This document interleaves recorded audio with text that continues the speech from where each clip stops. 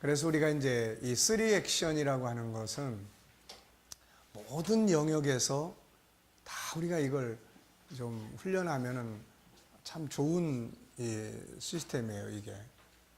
내가 우리 아들한테도 항상 프리액션 잘해라, 프리액션 잘해라.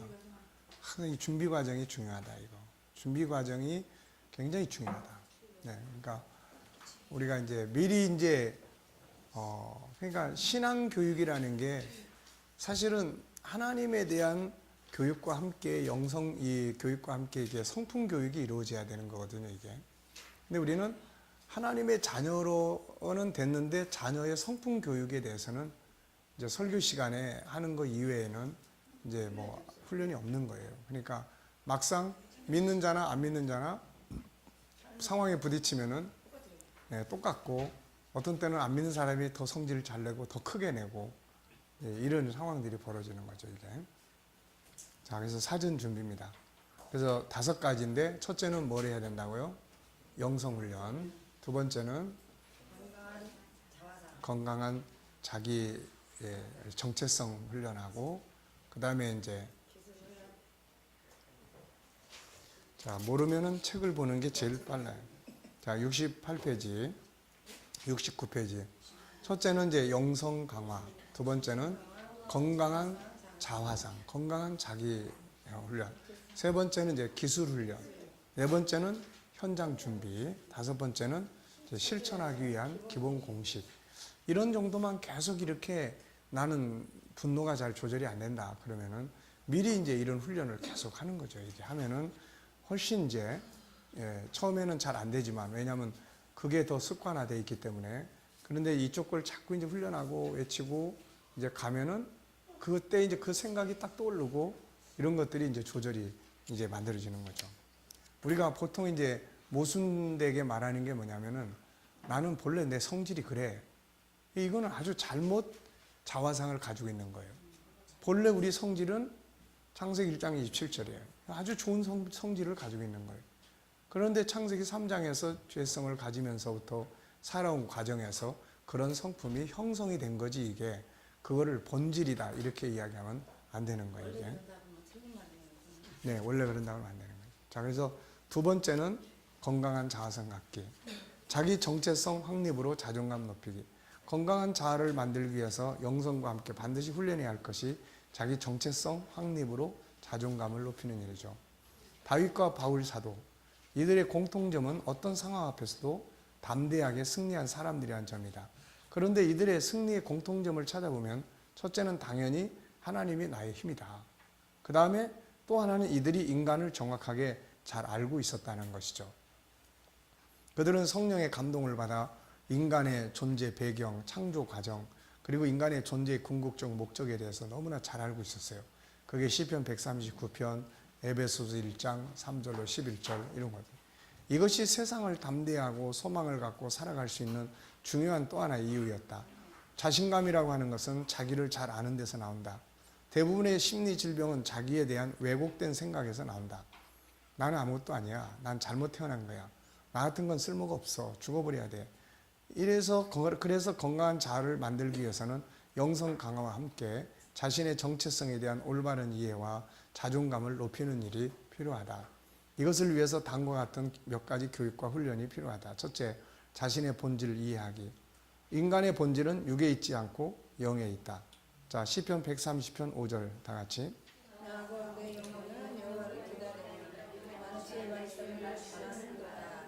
그 다음에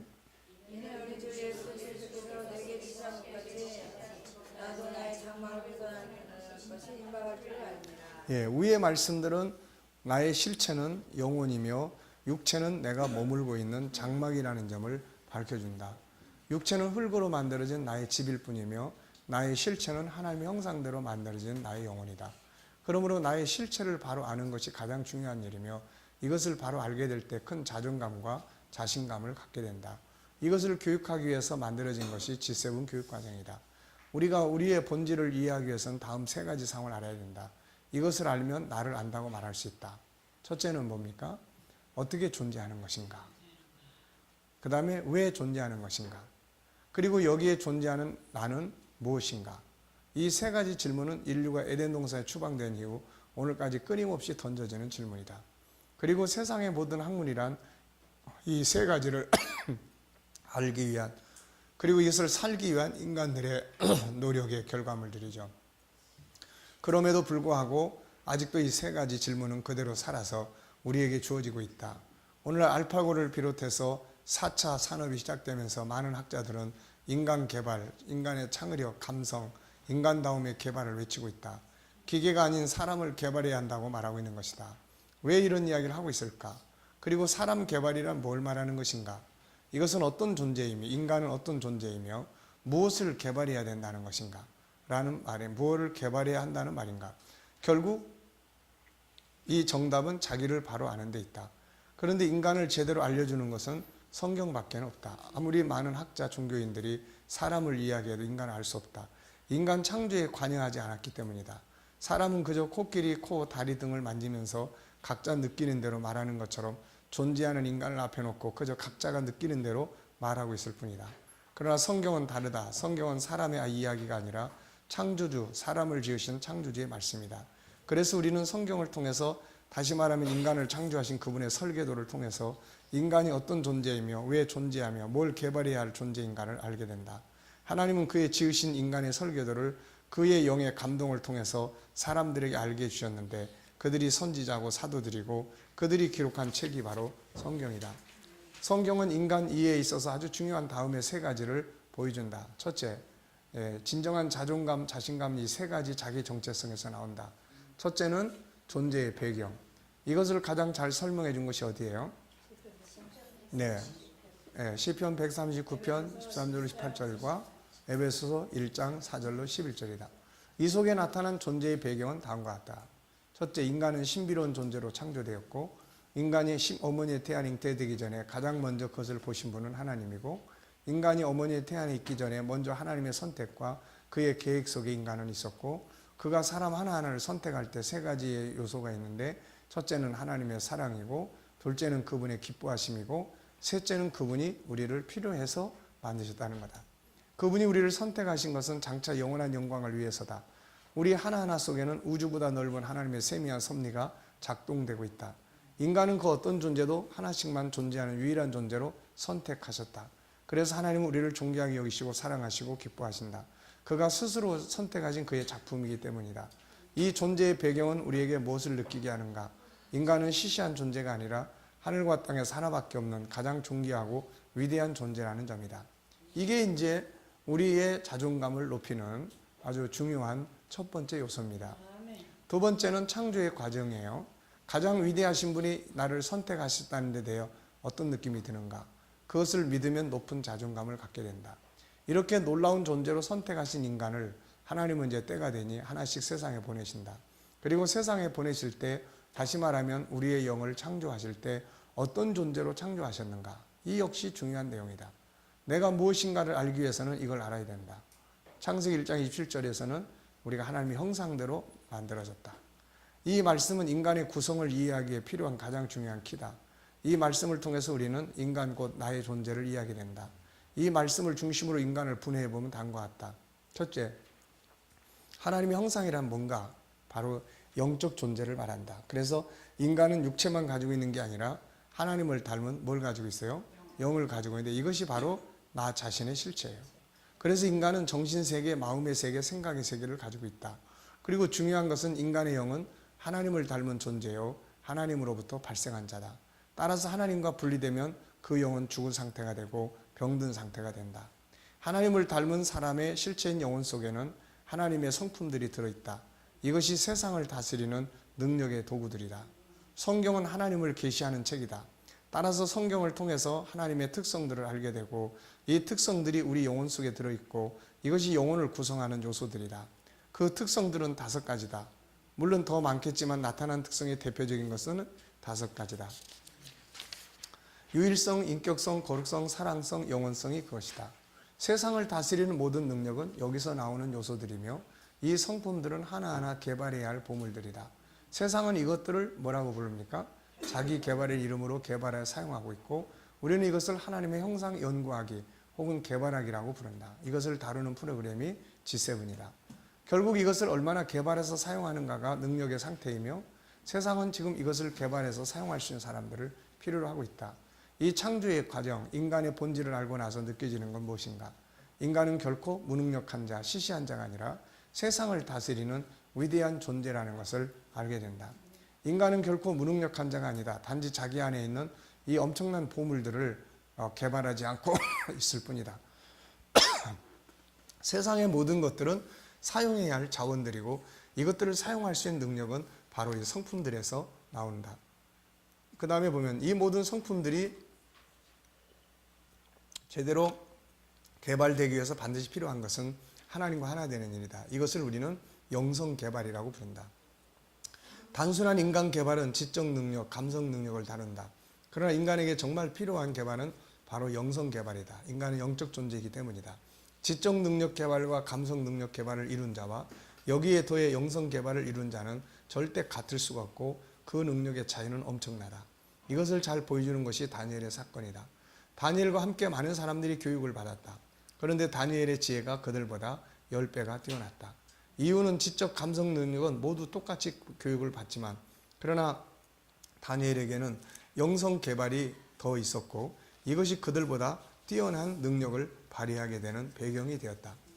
자, 다니엘서 1장 18절로 20절까지 한번 읽어보세요.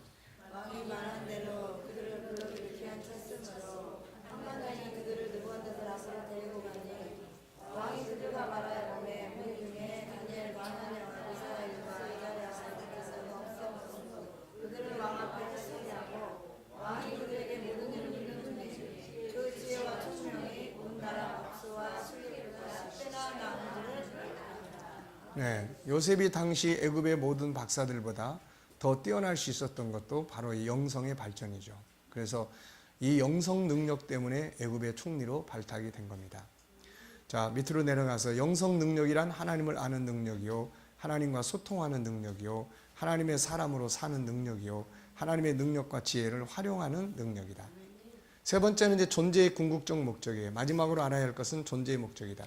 하나님의 특별한 선택으로 존재하는 자, 하나님의 형상을 가진 자, 이런 엄청난 존재가 존재하는 이유는 무엇인가? 인간이 존재하는 목적은 두 가지다. 하나는 창세기 1장 27절 28절이 잘 보여주고 있고 하나는 에베소서 1장 3절 6절이 보여주고 있다. 이 두 말씀을 보면 인간 존재의 목적이 분명히 나타난다. 하나님과 함께하고 하나님을 섬기고 영광 돌리고 세상을 다스리고 정복하고 궁극적으로 천국에서 영원히 영광과 상급을 누리기 위해서다. 인간은 살다가 끝나는 존재가 아니다. 세상 것들을 누리다가 사라지는 것이 아니라 하나님의 나라에서 가장 완전한 모습으로 영원히 살며 이 땅에서 살아온 모든 삶의 영광과 상급을 누리게 되는 자들이다. 인간의 진정한 가치는 여기에 있다. 그래서 존재의 배경, 그 다음에 창조의 과정, 존재의 궁극적 목적, 이 세 가지가 우리 정체성을 결정지어주는 중요한 키죠. 이것이 사라지면 아무리 정체성을 가지라고 해도 육적인 정체성밖에 없어요. 어느 집안 사람이에요? 저 김씨 집안입니다. 직장은 어디 다니세요? 또 뭐 이런 거밖에 가지고 할 수가 없어요. 이거 가지고는 올바른 정체성이 안 됩니다. 이게. 그래서 나는 누구냐? 그러면 하나님의 선택된 자, 하나밖에 없는 자, 그리고 하나님의 형상으로 만들어진 이 엄청난 보물을 가진 자, 그리고 영원히 하나님 나라를 기업으로 얻어서 함께 하나님과 영생하게 될 이런 존재. 이게 바로 우리의 정체성이에요. 이게. 결론, 인간의 존재의 배경, 창조의 과정, 궁극적 목적을 보고 난 이후 소감이 어떤가? 이것이 바로 자존감의 배경이다. 우리가 자존감을 가져야 할 가장 중요한 배경은 세상 것들이 아니다. 그것들은 모두 우리가 만들어내는 것들이고 있다가 사라지는 것들이다. 인간이 가져야 할 진정한 자존감의 배경은 바로 우리 인간 자체에 있다. 그러니까 자체에 있다는 말은 뭘 이야기하는 거예요? 이 세 가지를 가지고 있다. 그런 이야기예요. 자, 두 번째, 자기 존중함 회복하고 치료하고 키우기, 14가지 활용. 이처럼 존귀한 존재로 창조되었지만 창세기 3장에서 범죄한 이후의 인간은 존귀한 면만 가지고 있는 게 아니라 재성을 가지고 부정적이고 상처투성인 또 하나의 나를 가지고 있다. 그리고 무엇보다 에덴에서 추방된 후 세상은 죄로 가득 차 있고 부정적인 것들로 가득 차 있다. 그리고 수많은 상처를 만드는 요소들이 널려 있다. 그래서 존귀한 존재가 자신의 자존감을 잃어버리고 상처로 가득하여 자존감이 밑바닥까지 추락하여 살고 있다. 자존감이 밑바닥까지 떨어진 사람은 결코 자아가 건강하지 못하다. 따라서 많은 심리질병에 시달리고 인간관계 없이 제대로 이루어질 수 없다. 그래서 수시로 필요한 것이 셀프힐링이다. 스스로 자기 컨설팅을 통해서 자신의 정체성을 회복하고 아픈 부분, 부정적인 부분들을 치료해서 자존감을 회복시키고 건강한 자아를 만들 수 있어야 한다. 치료가 이루어지지 않고 계속 누적되어 가면 후에는 심각한 심리질병을 앓는다.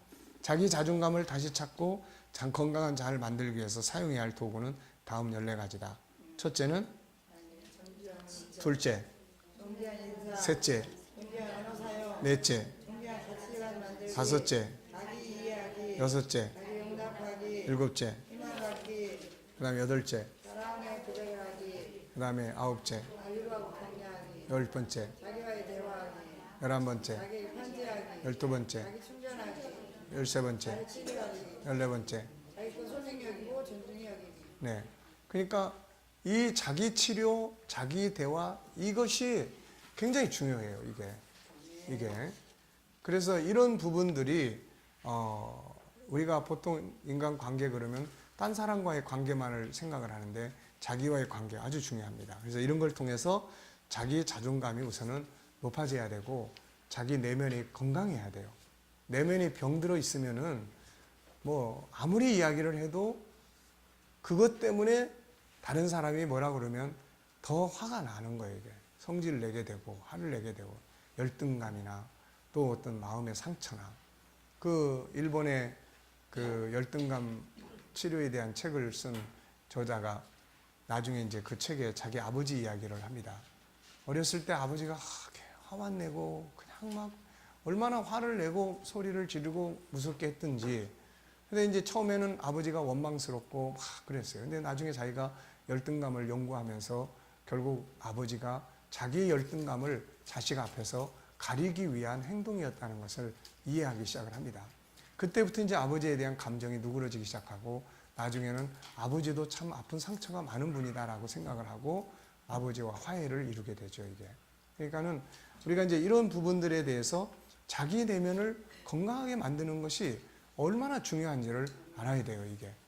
우리가 은혜 받는다. 자, 우리가 성령 충만하게 받는다. 자, 딴 사람을 위해서 받습니까? 나를 위해 받는 거예요.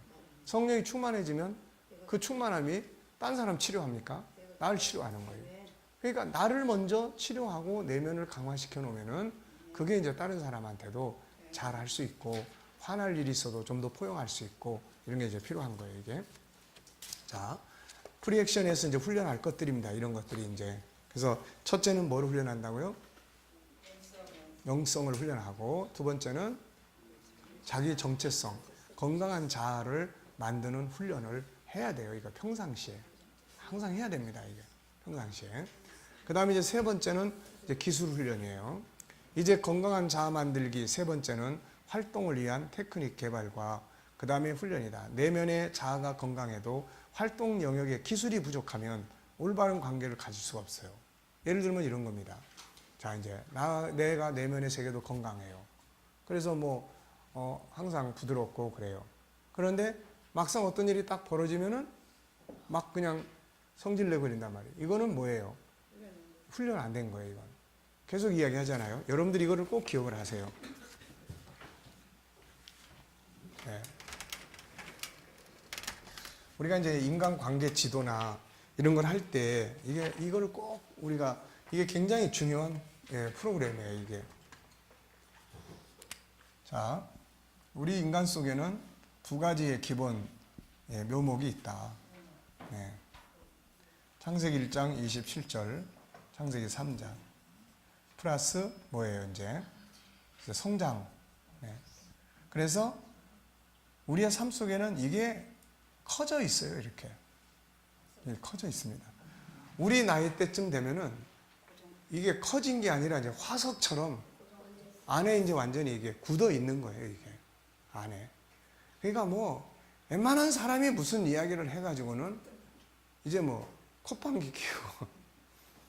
젊은 목사가 뭐라고 이제 그런 거 가르치고 그러면 젊은 것들이 버릇없이 훈계한다고. 뭐, 주의 종의 말씀이다. 이런 개념이 아니에요, 이게.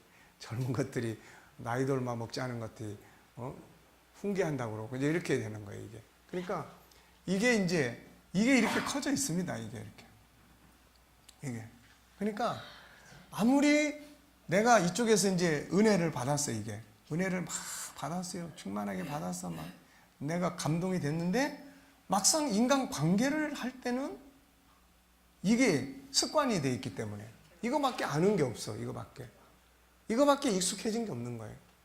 이게 잘 이해가 안 되는 거야, 이게. 그렇게 은혜 받고 그렇게 막 감동하고 그렇게 밤새도록 기도하고 아니 이런 분들이 왜 저럴까? 이게 이해가 안 되는 거야, 이게.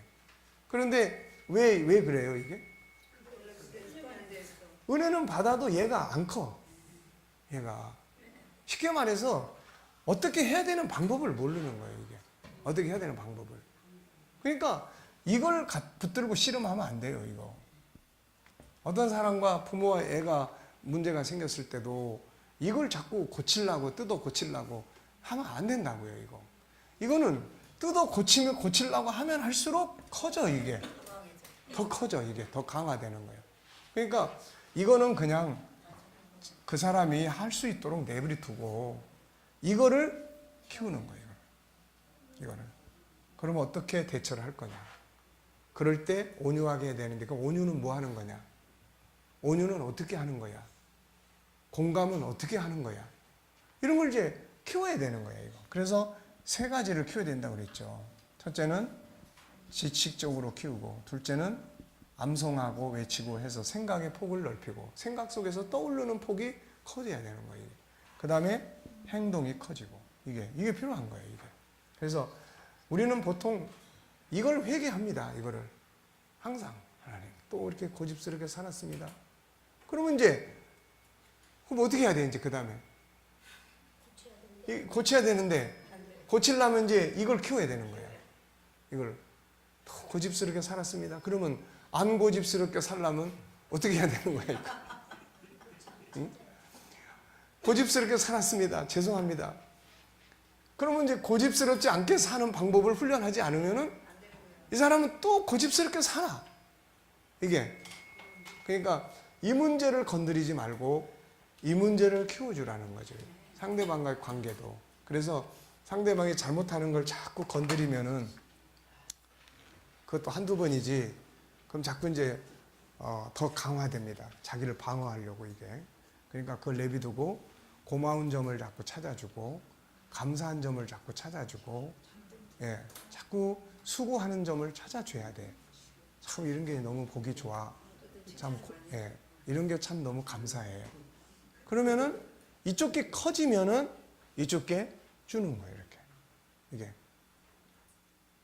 무슨 말인지 알겠습니까? 자, 지금 뭔 이야기 했죠? 송 목사님.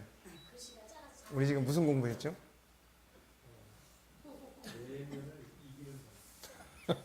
내면을 이기는 방법. 그러니까 이쪽 거를 자꾸 뜯어 고치려고 하지 말고 이쪽 거를. 네, 그렇죠. 그러니까 우리가 항상 안 되고 싸우는 이유가 그런 거예요. 이게. 네, 그걸. 그러니까는 더 예? 김상선 목사님의 나쁜 점을 목사님 자꾸 뜯어 고치려고 그러면은 이쪽이 더 강화되는 거야, 이제. 예. 더 강화돼. 그러니까 그걸 내비두고 이제 뭘 해? 예, 수고한 점. 예, 나를 이렇게 괴롭혀 주셔서 정말 고맙습니다. 이런 점을 자꾸 키워주는 거야. 그러면은 내면의 세계가 이쪽 게 자꾸 크기 때문에 이거 자꾸 주는 거예요. 로마서 12장 말씀하고 같은 거죠. 그 숯불을 쌓는 네, 거죠. 네, 그렇죠. 그러니까 원수를 대접하고 사랑하고 하면은 머리에 숯불을 쌓는다. 이게 결국은 자기 스스로가 돌이킨다. 이제 그런 의미를 가지고 있어요. 그러니까, 네. 자, 그래서 이제 영성 훈련, 그 다음에 자기 정체성. 나는 이렇게 존귀한 사람이야. 그리고 자아 치료, 건강한 자아를 만든 다음에는 그걸로 끝나버리면 안 돼. 네. 그거 끝나버리면 안 되고, 이제 하나님의 그런 자녀의 이제 정체성이 그 속에 들어있는 기술, 성품을 이걸 이제 훈련을 해야 되는 거예요, 이게. 그래서 무슨 훈련을 해야 된다고 그랬습니까, 여기? 첫째는 대화법을 훈련해야 돼요, 대화법. 말하는 법을 훈련해야 돼요. 단어를 선택해서 사용하는 법을 배워야 돼요. 똑같은 대화라도 나쁜 단어를 골라가지고 쓰면은 폭탄이 돼. 근데 좋은 단어를 골라서 쓰면은 감동이 되는 거예요, 이게. 그러니까 이제 우리가 언어를 공부할 때 언어의 그런 범위나 언어의 다양성이 참 굉장히 많잖아요, 이게. 그러니까 그 중에서 어떤 거를 골라 쓸 건가는 자기가 하는 거예요, 자기가. 그러니까 그런 부분들. 그래서 명확하고 좋은 언어 사용하기, 소통의 능력 키우기. 어떤 사람은 말을 잘 알아듣지 못해. 왜? 말을 알아듣지 못하게 이상하게 그냥 흘려버리니까. 그러면 이제 그것 때문에 나중에 오해가 생겨가지고 또 싸우는 거야. 예? 말 좀 똑바로 하지. 그게 뭐 말을 그렇게. 아니, 귀가 어떻게 생겼길래 내 말을 못 알아듣는 거야. 그래서 대화법을 해야 됩니다. 그 다음에 공감 훈련하기. 이제 이런 걸 훈련해야 돼요. 그래서 우리가 장구 칠 때 맞장구 치는 거, 이런 거를 능숙하게 이렇게. 물론 그때도 비꼬는 형식으로 뭐 이제 그러면 이제 더 화가 나는 거죠, 이게. 이거는 이제 뭐에 딸려 있느냐? 억양에 딸려 있어요, 억양. 예. 공감을 해도 이게 뭔가 가라앉히게 이해가 되게 해야 되는데 옆에서 그냥 비꼬는 식으로 공감 이해하면은 요즘 사람들이 눈치가 얼마나 빠릅니까, 이게. 아니, 지금 나 비꼬는 거야, 이게? 뭐 이렇게 되죠, 이제. 그 다음에 이제 훈계 듣는 훈련하기. 네. 이것도 훈계를 이제 듣는 훈련을 하는 사람하고 안 하는 사람하고는 엄청 차이가 나는 거예요. 그 이제 송 목사님이 아무리 잔소리를 해대도 김 목사님이 이제 이 잔소리에 대한 훈련을 딱 하면은 이제 오늘 아침에 사모님하고 싸워서 저렇게 그런가 보다. 뭐 이런다든지 이게. 예. 자, 그러니까 이제 그런 훈계 듣는 이제 훈련하는 거예요. 분노의 많은 부분은 훈계를 소화시키지 못하는 데 발생한다. 훈계를 잘 들을 수 있으면 자기 발전을 가져오는 데 큰 도움이 된다. 훈계는 듣기 싫은 소리지만 나를 보여주는 거울 역할을 하기 때문이다. 자, 그래서 이 부분은 우리가 어디서 다뤘어요? G7 두 번째 교재인 존귀함의 영역 13장에서 이 부분을 훈계와 질서에 다루고 있다. 그래서 한번 좀 복습하고 이런 훈련하는 겁니다. 네 번째는 이제 말씀 암송하는 거예요. 사람은 뇌에서 기억해 주는 것을 행동하게 된다. 그러므로 건강한 자아를 지키기 위해서는 암송하는 말씀과 좋은 방법들이 많이 있어야 한다. 암송하고 묵상하지 않으면 막상 필요한 때는 안 떠올라, 그게. 예? 그래서 행동할 수 없고 잘못된 나의 모습이 행동하게 됨으로써 나중에 떠오르면은 나중에 가서 후회하고 회개만 많이 해야 돼. 다섯 번째는 사람에 대한 이해력 키우기. 사람은 누구나 눈에 보이는 면이 전부가 아니라 보이지 않는 면이 더 많다. 마치 바다 위로 올라온 작은 돌보다 바닷속에 들어있는 바위가 더 크다. 그래서 우리가 빙산의 일각이라는 말을 그래서 씁니다. 그러므로 사람을 대할 때 겉에 나타나는 모습만 보고 상대해서는 안 된다. 자, 여기 보면은 자, 이 산이 나타나 있는 부분이 더 커요? 가려진 부분이 더 커요? 네. 이게 바닷속에 들어있는 산 덩어리가 더 큰 거예요. 인간관계를 가질 때 눈에 보이는 작은 부분만 보지 말고 보이지 않고 숨겨져 있는 것을 볼 수 있는 훈련을 해야 한다. 요한복음 8장의 음행한 여인을 다룰 때 왜 예수님은 살리려 하시고 유대인들은 돌을 들어서 그녀를 죽이려고 했을까? 사람을 이해하고 보는 방향이 다르기 때문이다. 사람은 누구나 다음에 세 가지 모습을 가지고 있다. 자, 맨 밑에 뭐 있어요? 그 다음에 장애 요인, 상한 감정, 이게 표출되는 거예요. 그래서 이거를 계속 훈련을 해야 돼요. 이거를 사람을 보는 어떤 분이 지금은 같이 일을 안 하는데 전에 일을 했던 상사 때문에 그 사람 생각만 하면 막 화가 지금도 나가지고 이게 지금 일이 잘 손에 안 잡히는 거예요. 그래서 그런 문제 때문에 이제 상담을 해서 이걸 그려줬어요. 이것이 그분한테는 큰 도움이 됐어요. 그래서 그 사람이 상처가 참 많은 사람이었구나라고 이해를 하면서 그 사람에 대한 분노를 이제 해체시킬 수가 있었던 거예요, 이게. 자, 무엇을 보고 이해하는가에 따라서 원수가 되기도 하고 도와줘야 될 불쌍한 사람으로 느껴지기도 하는 거예요, 이게. 감정이라는 것은 정보에 의해서 만들어지기 때문에 내가 저 사람이 아픈 것을 보는 정보를 만나면 불쌍히 느껴지는 거예요. 이 정보가 아니고 분노하는 정보를 만나면 나도 같이 성질이 나는 거예요, 이게. 그러니까 어떤 정보를 대할 거냐에 따라서 그 사람에 대한 감정과 행동이 달라지게 되는 거예요. 그 다음에 역설적 행동하기, 선으로 악을 이기기. 역설적 행동이에요. 당연히 원수를 갚아야 되는데 선을 베풀어 버리는 거예요. 이게 우리나라 속담에 뭐가 있습니까? 이게 미운 놈한테 떡 하나 더 주는 거야. 이게 참 중요한 교훈이에요. 이게 미운 놈한테 떡 하나 더 주는 거야. 이거. 네. 똑같이 상대하는 것은 단수가 낮은 사람이다. 아까 이야기했죠. 상대방 때문에 상처가 아파가지고 막 죽을 것 같은 거. 이거는 상대방보다 내가 단수가 낮다는 거예요. 급수가 낮아. 그리고 둘이 동등하게 맨날 싸우는 거는 단수가 같아. 그 다음에 상대방을 내가 불쌍히 여기고 포용해버릴 수 있는 것은 단수가 아주 고수예요. 이게 우리의 목적은 G7은 그걸 목적으로 교육을 하고 있는 겁니다. 이게. 자, 상대방이 화를 낼 때 살짝 웃으면서 오히려 그의 좋은 점을 찾아주고 도와야 할 부분들을 찾아내며 실천한다면 이게 이제 단수가 높은 사람이에요.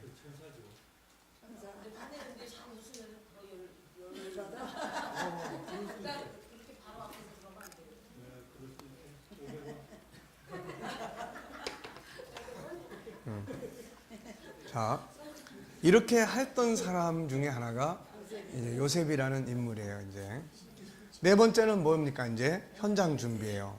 이건 무슨 말이냐면은 어떤 사건을 내가 오늘 대할 건가? 어떤 사람을 오늘 내가 만날 건가? 어떤 상황을 내가 만나게 될 건가? 이걸 미리 예측을 하고 오늘 뭐 거래처 사람을 만난다. 오늘 뭐 나를 미워하는 어떤 사람을 내가 만나야 된다. 이게 현장을 미리 준비하는 거예요. 건강한 자아를 만들게 돼야 할 네 번째 훈련은 현장을 준비하는 일이다. 바울 사도는 전신갑주를 다루면서 뭘 이야기했습니까? 평안의 복음이 준비한 것으로 신을 신으라. 이건 사전 준비예요. 세상 모든 일은 사전 준비가 중요합니다. 역시 분노를 다스리는데도 사전 준비가 아주 중요합니다. 분노는 나 혼자 있을 때 일어나는 게 아니고 항상 상대와의 관계에서 일어나요. 출근하면 직장에서 만나는 사람이나 어떤 업무적 상황에 발생하고, 퇴근하면 집에서 가족들과의 관계에서 발생하고, 주변의 다양한 상황과 사람과의 관계에서 분노할 일이 발생하고, 따라서 조금만 사전 준비가 이루어지면 훨씬 분노를 줄일 수가 있는 거죠. 일어난다 해도 다스릴 수가 있습니다. 그래서 평안의 복음으로 준비하는 것으로 신을 신으라. 그리스도의 평강이 너희 마음을 주장하게 하라. 우리의 마음을 평안함으로 미리 준비하라는 거예요. 기도와 말씀을 통해서 성령의 감동으로 내 마음에 스트레스가 쌓이지 않고 은혜의 평강이 채워지도록 힘쓰라는 말이다. 사람은 속에 뭐가 들어있는가가 중요하다. 안에 들어있는 그대로 나오기 때문이다. 스트레스를 받았다 할지라도 말씀 묵상과 기도를 통해서 마음의 평안을 가지고 상대를 만난다면 훨씬 더 좋은 대화를 하게 되고, 상대방이 화가 났다 해도 평안한 마음으로 받아들일 수 있다. 그런데 이것이 준비되지 않았을 때 어떤 상황이 벌어지면 내 안에 있는 스트레스가 터져 나오는 거죠. 그래서 은혜로 자기 마음을 평안하게 준비하고, 셀프 힐링으로 미리 준비하고, 나가기 전에 좋은 정보를 마음에다 평안하게 하고, 만날 사람의 성격을 파악하고 거기에 맞는 언어와 마음을 준비하고, 부딪힐 다양한 상황을 미리 염두에 두고 언어와 마음을 준비해라. 52주제 중에 사용할 도구를 생각해둬라. 어떤 일이 일어날 때 미안합니다, 감사합니다 용법이나 아니면 분노하기 전에 상대방 이해하기 용법을 사용할 수도 있다. 자, 다섯 번째, 실천을 위한 기본 공식. G7을 공부하시면서 절대로 잊어버리지 말아야 될 실천 공식이 있어요. 그게 이겁니다. 첫째는 뭐예요? 의지예요. 의지. 내가 이걸 실천해야 돼. 내가 이렇게 살아야 되겠다. 의지예요. 두 번째는 하고자 하는, 살고자 하는 것을 암송하고 외치는 거예요. 세 번째는 이제 행동이에요. 그 다음 반복 훈련입니다. 이것이 이제 어떤 프로그램이든 간에 실천할 의지가 있다면 이렇게 해야 돼요. 이렇게 안 하면 절대 실천이 안 돼요. 왜? 사람은 암송하지 않으면은 뇌에서 그걸 기억나게 해주질 않습니다. 기억이 안 나는 거는 절대로 행동이 불가능한 거예요, 이게. 그러니까 내가 하고자 하는 의지가 있으면은 이 분노를 다스릴 수 있는 이런 내용들을 계속 머릿속에다가 훈련하고 외치고 살아요, 평상시에. 그럼 그게 익숙해져서 상대가 딱 이야기할 때 이게 딱 떠올라서 공감은 어떻게 하는 건지 딱 떠오르면은 그때부터 공감의 능력을 발휘할 수가 있는 거예요, 이게. 근데 공감을 하긴 해야 되겠는데 이거 뭐라고 해야 될지를 모르면 딱 지나가 버리는 거예요, 이거죠. 네. 그래서 요 네 가지가 행동을 위한 아주 중요한 방안이다. 자, 이렇게 해서 이제 우리가 86페이지는 꼭 기억하고 넘어가야 될 내가 분노가 일어날 때, 그러니까 상대방 때문에 내가 지금 분노가 막 일어나는 거예요, 지금. 이런 경우에 요 6가지, 요 7가지. 첫째 뭐예요? 분노 조절에 대한 의지와 준비. 아니야, 내가 분노를 다스려야 돼. 그 다음에 상대방 이해. 왜 저 사람이 저렇게 할 수밖에 없을까? 성격 탓일까? 아니면 시스템 탓일까? 이런 부분들. 그 다음에 현장 앞에서 심장호흡. 그래서 내가 내 심장을 하고, 그 다음에 그 순간에 이 순간 감정 자리 이동하기. 이게 뭐냐면 내 감정을 지금 그 상황에서 딴 상황으로 바꾸는 거예요, 이게. 그래서 고마운 사람을 생각한다든지, 갑자기 엄마를 생각해 본다든지, 뭐 이렇게 이제 생각을 이동시키는 거예요, 그 상황에서. 그 다음에 자기 정체성 생각하고, 정신 차리고 말하기. 내가 지금 그래도 가장 최선의 말이 뭘까? 이제 이거 하고. 넘어서는 안 될 선을 지키는 거예요. 인격을 모독한다든지, 이런 것들은 넘어가면 안 되는 부분이에요. 그래서 이런 거 조심하고, 포스트 액션. 이제 잘 준비했는데도 잘 안 됐어. 그렇다고 실망하고 할 게 아니라 빨리 그걸 다시 이제 복구하는 작업을 하는 거죠. 상대방이 분노하고 있을 때는 분노 조절에 대한 의지 똑같습니다. 그 다음에 상대방의 분노에 대해서 공감해 줄 수 있는 이거. 숨겨진 사정을 이해하고. 그렇다고 해서 그 사람이 지금 화를 내는데 아이고 마음에 상처가 많으신가 봐요. 뭐 이러면 이제 기름 붓는 거야, 그거는. 그거는 상처를 이해해 주는 게 아니라 그럼 기름 붓는 거예요, 지금. 이 사람은 그걸 가리기 위해서 화를 내고 있는데 상대방이 그걸 확 끄집어내니까 더 화가 나는 거죠, 이게. 그러니까 이제 이런 부분들은 조심해야 되고, 자기 정체성을 기억하고, 상대방이 그렇더라도 아유 잘 몰라서 그래. 내가 상처를 안 받도록 하는 게 중요한 거예요. 상대방을 존중히 여기는 말을 해요.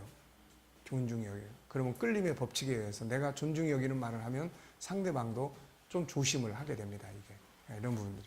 마술의 말. 때로는 마술의 말이 뭐예요? 미안합니다. 감사합니다. 고맙습니다. 죄송합니다. 이런 말들이에요, 이게. 이런 말들이 상대방의 분노를 끄는, 그래서 언어학자들은 이런 말들을 마술의 말이다. 이렇게까지 이야기를 해요. 그 다음에 다른 생각하기. 이제 막 잔소리 들으면서 내 속에서는 우리 엄마 생각하고, 우리 아들 생각하고, 이제 그러는 거죠. 그러면서 너무 좋은 생각하면서 또 그 앞에서 막 웃으면은, 너 지금 나 약 올리는 거야, 지금? 이제 이렇게 되는 거죠. 뭐든지 그래서 때에 맞게 행동하는 것이 아주 참 중요한 거죠. 자, 여기까지 하겠습니다. 자, 수고하셨습니다. 이제 맛있는 밥 먹으러 갑니다. 네.